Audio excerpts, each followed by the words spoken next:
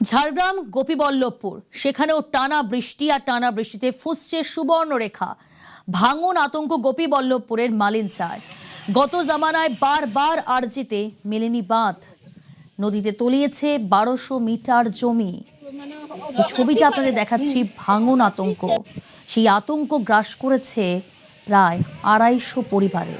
মালিঞ্চার 250 পরিবার আতঙ্কে রয়েছে, ঘরবাড়ি তলিয়ে যাওয়ার আতঙ্ক। রাজু রয়েছে আমার সঙ্গে। রাজু, আজকে সকাল থেকে ওয়েদার কেমন, এবং জানতে চাইবো প্রশাসনের তরফ থেকে কি কি ব্যবস্থা নেওয়া হচ্ছে এই ভাঙন রোধে? দেখো, প্রথমত বলে রাখবো প্রিয়াঙ্কা, সকাল থেকে আকাশ পরিষ্কার থাকলেও মেঘলা রয়েছে। সেক্ষেত্রে হয়তো দুপুরের পর থেকে আবার বৃষ্টিপাত হতে পারে।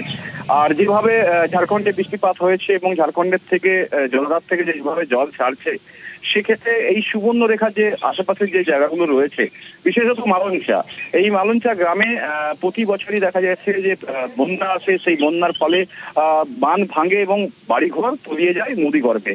এবারেও একই রকম ছবি রয়েছে, কারণ গতকালই যে জল ছাড়া হয়েছে, কারণ গালুই জলাশয়ে যে জলটা ছাড়া হয়েছিল প্রায় 2.5 লক্ষ কিউসেক জল, সেই জল এখন থই থই করছে সুবর্ণরেখা নদী। এবং যার ফলেই এই যে মালঞ্চা গ্রাম, সেই গ্রামের আশেপাশে বিভিন্ন জায়গায় বাঁধ ভাঙতে শুরু করেছে এবং বেশ কিছু বাড়ি ইতিমধ্যে একদম নদী পাড়ে এসে ঠেকেছে, যে কোনো মুহূর্তে সেই বাড়ি হয়তো নদী গর্ভে চলে যাবে। সেক্ষেত্রে অনেকেই আতঙ্কের মধ্যে রয়েছেন, তাদের রাতের ঘুম উড়েছে। প্রায় 1200 মিটার এই নদীর যে বাঁধ রয়েছে, সেই 1200 মিটার বাঁধ সেই সময় তৃণমূলের সময়ে আশ্বাস দেওয়া হয়েছিল এই বাঁধ নির্মাণ করা হবে, কিন্তু আশ্বাস দেওয়া হলেও সেই আশ্বাস প্রতিপূর্ণ কিছু হয়নি। শুধুমাত্র তাদেরকে প্রতিশ্রুতি প্রতিবারে দেওয়া হয়েছিল। স্থানীয় বাসিন্দারা যারা আতঙ্কে রয়েছেন, তাদের যে দাবি একটি স্থায়ী বাঁধ, সেটা কতদিনে হয় অবশ্যই নজর থাকবে। বারে বারে ভেঙে ভেঙে ভেঙে ভেঙে চলে যাচ্ছে। 3-4 বার তো বাঁধার পয়সাও সরকার দিয়েছে, কিন্তু কাজ তো সঠিকভাবে হয়নি। তার জন্য তো আবার মানুষের জনগণ তো প্রতিবাদ করছে।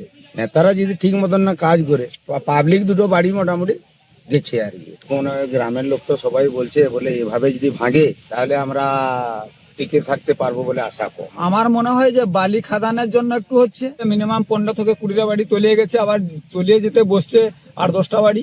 ব্যবস্থা না করা হলে আমাদের গ্রাম থাকবে কি করে, আমরা থাকবো কি করে? সময় আমাদের মালিঞ্চা গ্রামের কারো ঘুম হয়নি। এবারেও ভেঙে গেছে, এবারে নিচে টেনে নিয়ে গেছে ওই বাড়িটা, গায়ে গায়ে নদীর গায়ে গায়ে হয়ে গেছে এবারেও। তৃণমূলের সময় তো বলেছিল এই নদীতে নাকি বাঁধ তৈরি হবে। হ্যাঁ বলেছিল তো, কিন্তু বেঁধেছে এই বালি বস্তা দিয়ে, পাথর দিয়ে বাঁধেনি। বাঁধ হলেই ভালো হতো, বাড়িগুলো ভাঙতো না।